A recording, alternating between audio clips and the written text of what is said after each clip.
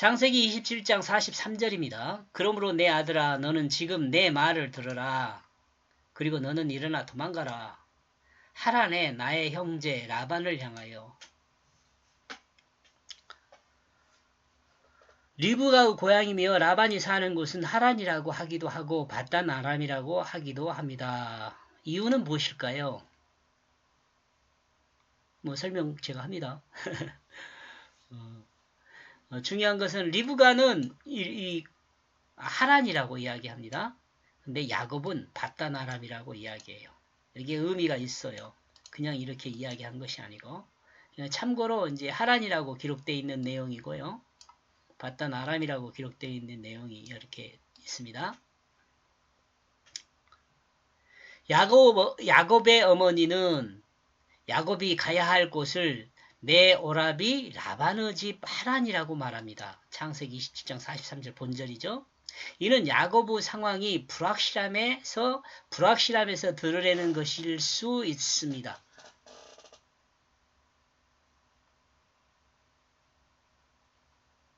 예, 무슨 말? 이것을 이는 리브가의 생각이죠. 리브가는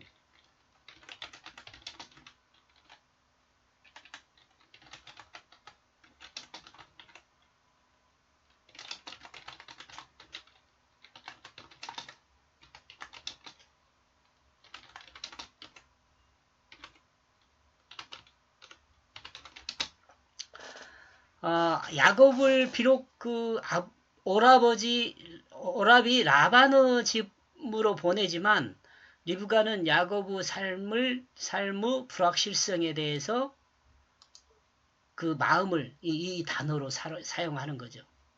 불확실성. 그런데 그 이삭을 보면요. 그러나 이삭은 야곱이 가야 할 곳을 외할아버지 부두엘의 집 바단 아람이라고 말하고 있습니다.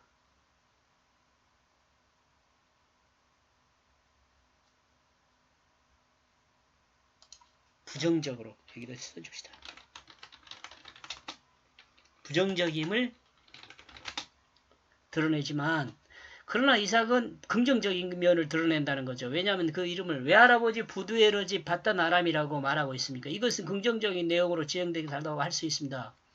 하나님에 의해서 황폐화되었지만 그 부두엘이라는 이름이 그래요. 바단 아람이거든요. 바단 아람. 양쪽으로 두 강이 흐르는 평야지대를 바단 아람이라고 그래요. 바단 아람. 이야기 말하고 있기 때문입니다. 이것이 저는 이는 이걸 뒤로 넣읍시다.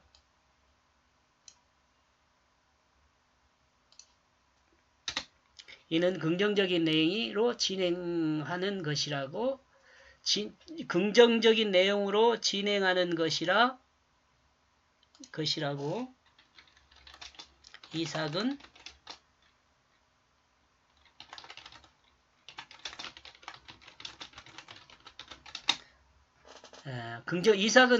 이삭은 야곱이 가는 것에 대해서 긍정적으로 생각을 하고 있고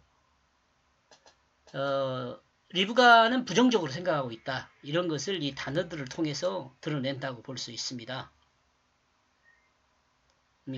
말이 중요하죠. 이삭의 축복이 있은 후 바로 된 일인지 정확하지는 않지만 이 일이 바로 진행된 것인지는 바로 알 수 없습니다. 그러나 그렇게 많은 시간이 걸리지는 않은 것으로 생각해 볼 수도 있습니다. 축복을 한 시간이 언제인지도 또 모르잖아요. 그것도 언제 축복을 했는지, 몇 살에 축복을 받았는지. 그러나 이 축복을 받은 시간은 최소한 40은 넘었습니다.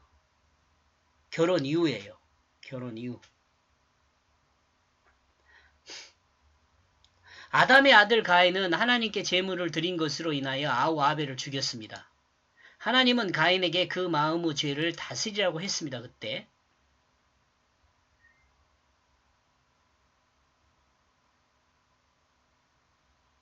그러나 가인은 그 마음의 죄를 다스리지 못했습니다.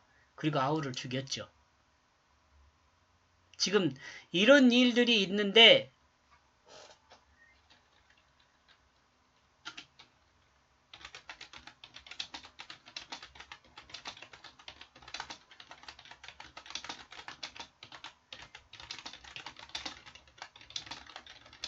미연에 방지하기 위하여 조치를 취하고 있는 거죠.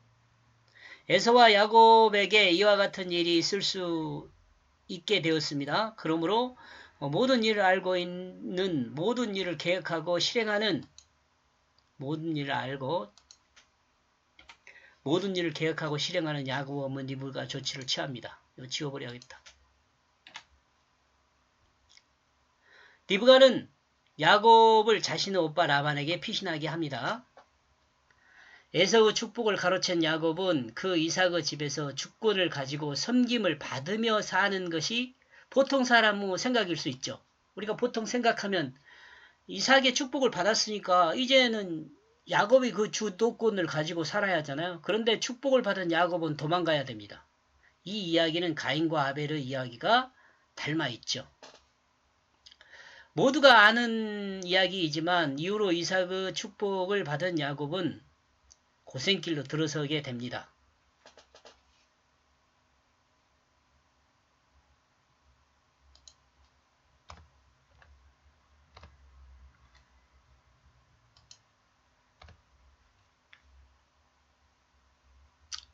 왜 이삭의 축복을 받은 그가 고생길로 들어가야 하는가? 여러분이 아니까 지금 이렇게 이야기하는 거예요. 축복을 받았잖아요. 예를 들면 앞에 가인과 아벨의 이야기에서도 아벨의 제사를 하나님이 더 관심 있게 봤잖아요. 근데 아벨은 바로 죽임을 당해요. 얼마 안 돼서. 시간이 얼마나 됐는지는 모르지만. 근데 가인은 오래 살잖아요. 900세가 넘게 살잖아요. 또 여기서도 봐요. 이 에서와 야곱 중에 야곱이 축복을 받았잖아요. 주인으로 산다 그랬는데 에서의 주인으로 산다 그랬잖아요. 에서가 축복을 못 받았으니까 에서가 이제 야곱을 섬기며 살아야 하잖아요. 근데 그런 건 나타나지 않잖아요.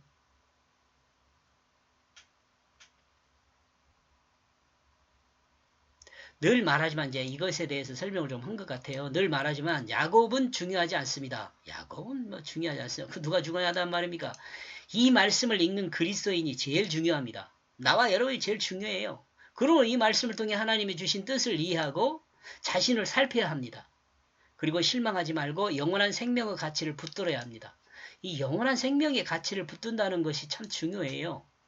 영원한 생명. 신약에서도 이거 계속 이야기하잖아요. 왜냐하면 진정한 축복은 영원한 생명에 있기 때문에 그렇습니다. 진정한 축복은 이 땅에서 웰빙에 있는 것이 아니라 영원한 하나님 나라의 상속자가 되는 것입니다. 이렇게 봐야지 야곱이 축복을 받고도 도망가는 그런 일에 대해서 이해할 수 있어요. 하나님은 인간을 구원하기 위하여 야곱을 사용하고 있습니다. 여기 인간은 나와 여러분입니다. 하나님은 나와 여러분을 구원하기 위하여 야곱을 사용하고 있어요. 그러므로 이 말씀을 읽는 그리스도인은 야곱의 삶을 통해 하나님의 뜻을 이해하고 하나님의 뜻이 자신의 몸을 사용하게 하는 그 은혜를 누려야 합니다. 이것이 중요한데 여러분 이해했으면 좋겠습니다. 그리고 변화되었으면 좋겠습니다. 하나님은 야곱의 이야기를 통해 구원받은 그리스도인이 어떻게 살아야 하는지를 설명하고 있습니다. 하나님의 선물인 영생을 받은 그리스도인이 어떻게 살아야 하는지를 야곱의 이야기 안에 담아두었습니다. 우리는 이 하나님의 뜻을 따라 살아야 합니다. 야곱이 어떻게 사는지 우리가 관심을 갖고 들어야 한다. 이렇게 말씀드릴 수 있겠습니다. 여기까지 보겠습니다. 고맙습니다.